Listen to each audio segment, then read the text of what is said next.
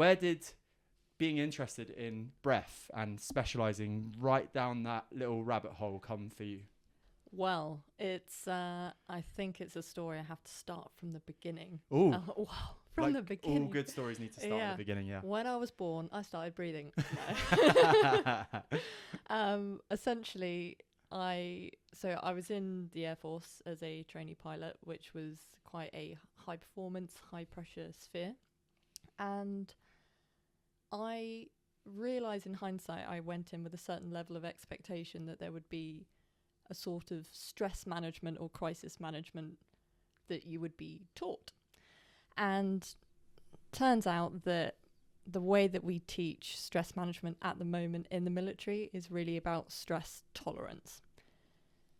The thing with stress tolerance is that it's just your ability to grizz something out. And if you do that, which is great in certain situations, of course, sometimes you just have to dig in and dig out, and that's it. Yeah. But if that's your go-to way of managing stress, then you're going to end up with certain symptoms of chronic stress.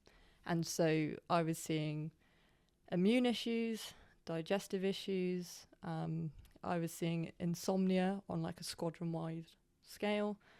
I had 2 friends with stress-induced heart palpitations, like low mood, irritability, all sorts of stuff happening. And it was all under this veneer of like, we're all fine because we have to be, because the culture is like, you're fine or you're shit.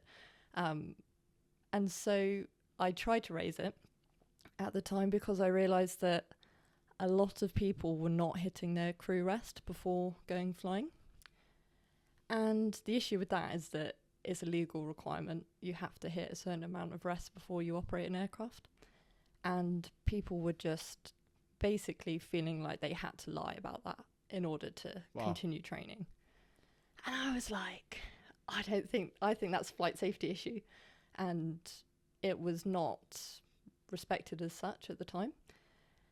Like your opinion wasn't respected at the time, no? Is that what you mean? Yeah, pretty much. Yeah. So like I ended up doing a survey of the whole squadron, and 64% of the trainees said they were struggling with sleep in some kind of capacity. And yeah, it was definitely showing that there needed to be a better stress management support.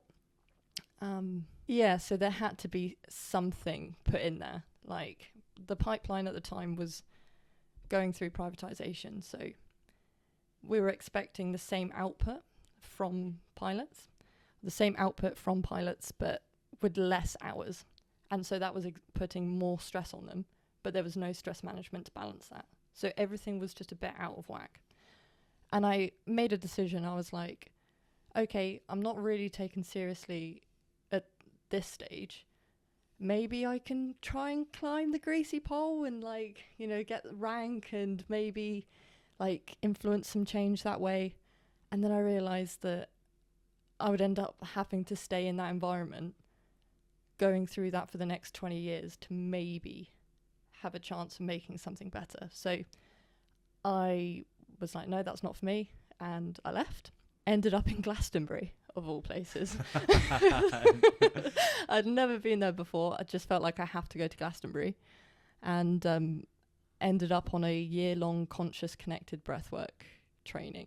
Amazing. Which was the start of the breathwork journey. But at first it was very like using breath as deep inner journeying and like deep exploration. And I thought that's interesting. So I went to India next. Wow. Yeah, and did like yogic breathing and pranayama. And I was like, okay, there's something really interesting about this.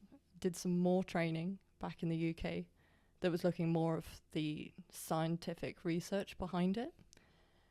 And yeah, that was when I had the epiphany of this is what like I needed, my colleagues needed when we were in that high pressure environment. Yeah. And that's basically been my mission ever since, is like just trying to find ways to make it as accessible and understandable and usable as possible.